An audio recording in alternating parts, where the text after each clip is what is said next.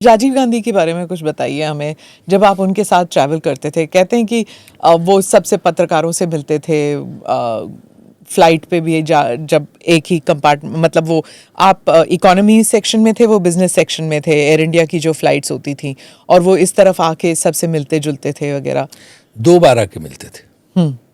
जब flight take off करती थी तब भी आके मिलते थे, फिर बीच में एक प्रेस कॉन्फ्रेंस भी करते थे, है ना, और सबसे मिलते थे, और बाद में भी आके मिलते थे। और किसी अगर पत्रकार का कुछ जन्मदिन हुआ, कुछ हुआ, तो आके बाकायदे केक वगैरह भी कटवाते थे। तो वो पर्सनल रिश्ता रखते थे। और पत्रकारों भी काफ़ी बड़े बड़े एडिटर्स जाते थे साथ में, तो वो इस तरह का तो उनका था कि वो, और मेरा अंदाज ऐसा है कि शायद आपके पिताजी उन दिनों जी, है ना जी, प्रिंसिपल इंफॉर्मेशन ऑफिसर थे जी, तो सारा वो ऑर्गेनाइज करते थे जी। तो उन्हें पता है, उनसे कभी आप अब तो नहीं पूछते तो वो बताते कि किस तरह सबसे मिलके एक पर्सनल रिश्ता वो रखते थे। और ऑल्सो आई थिंक कि जब उनका देहांत हुआ उसके बाद सोनिया जी के घर पर पत्रकार इतने जाते नहीं थे। कहते हैं कि उस वक्त उन्होंने जस्ट, एक तो ज़्यादा लोगों से वो मिलती नहीं थी क्योंकि वो राजनीति में आई नहीं थी। नरसिम्हा राव थे उस वक्त प्रधानमंत्री। एक ही पत्रकार था, या एक ही ट्रस्टेड पत्रकार कहूंगी, जो जा सकता था 10 जनपद, और वो थे राजीव शुक्ला। देखिए, मेरा अपना मानना है कि सोनिया जी राजनीति में नहीं थी, इसलिए वो पार्टी के लोगों से भी उस समय कम मिलती थी, और पत्रकारों से तो उसमें मिलने का सवाल ही नहीं था। तो वो वैसे भी बड़ा काफ़ी कुछ जो है लो प्रोफाइल और इंट्रोवर्ट रहती थी वो, और दुखी भी थी बहुत, जिस तरह से जो कुछ हादसे हुए इंदिरा जी का, फिर राजीव जी का। तो वो, लेकिन चूंकि हमें पहले से वो जानती थी, इसलिए मैं उनसे मिलने जाता था। जब अपॉइंटमेंट लेके मैं उनसे मिलने जाता था। और जो लोग मिलते थे, मुझे लगता पत्रकारों में वीर सांघवी भी उनसे मिलने जाते थे, और एमजे अकबर भी जाते थे मिलने। तो अच्छा, 10 जनपद। तो जब आप गांधी परिवार से मिलते हैं, वो कहते हैं कि जो उनका जो एक फिर जब वो राजनीति में आई, हाँ, जब राजनीति में आने का तय किया, तो उन्होंने इंटरव्यू दिया हिंदी में पहला। वो इंटरव्यू मुझे दिया।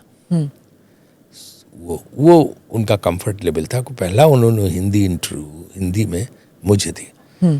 तो वो, ये आप कह सकती हैं। तो जब आपके साथ जब वो इंटरव्यू हुआ, तो कोई रूल्स थे कि आप ये सवाल नहीं कर सकते, ये कर सकते हैं, और कोई सवाल न पहले से दिए, न कोई सवाल लिए। वो ये तो था कि कोई सवाल न दिए न लिए। तो वो ही कंफर्ट लेवल था कि अगर कहीं कोई बात ऐसी कह भी गई, तो उन्हें था कि भैया अगर हम इनसे कहेंगे तो निश्चित रूप से उस चीज़ को ये रोक लेंगे। और इंग्लिश में मेरा अंदाजा है कि फिर मेरे बाद इंग्लिश में उन्होंने वीर सांघवी को दिया था इंटरव्यू। कुछ ही पत्रकार हैं जो हु कंटिन्यूड, मतलब राजीव गांधी को जानने वाले कई पत्रकार थे, लेकिन उसके बाद सोनिया जी के करीब आना, या फिर राहुल गांधी के या प्रियंका गांधी के करीब आना, कोई भी पत्रकार नहीं है जो पूरी फैमिली को जानता हो। आपके अलावा मैं तो नहीं समझती कि अब कोई पत्रकारिता में कोई है जो इनसे मिलता हो, क्योंकि I don't think MJ Akbar अब मिलते हैं, या फिर वीर सांघवी भी मिलते हैं उनसे। देखिए, हाँ, पूरे परिवार को मतलब मैं जानता हूँ, इसमें कोई शक नहीं। तब उनके पास मैं मिलता रहता था। और राजीव जी भी जब आउट ऑफ पावर थे तो हमारे घर पे आए। मैं एशियाड विलेज में रहता था, वो हमारे घर पे डिनर पे भी आए। तो वो एक रिश्ता राजीव जी से, क्योंकि उन सबको लगता था कि भाई ये नहीं कि जब प्रधानमंत्री थे तभी इनके पास जाते थे या दोस्ताना था। जो विपक्ष में थे, जब हट गए थे सत्ता से, तब भी ये है जो है उन्होंने वही रिश्ता रखा। तो जो आपने पहला सवाल किया कि आपके सबसे रिश्ते हैं, तो मैं पद से रिश्ता नहीं रखता हूँ, व्यक्ति से रिश्ता रखता हूँ। तो पद से हट गए तो मेरे ऊपर कोई फर्क नहीं पड़ा, मैं और उनसे मिलने लगा।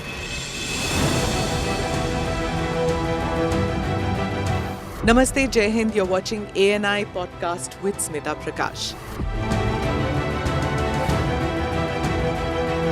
अगर हम उसको मस्जिद कहेंगे तो फिर विवाद होगा।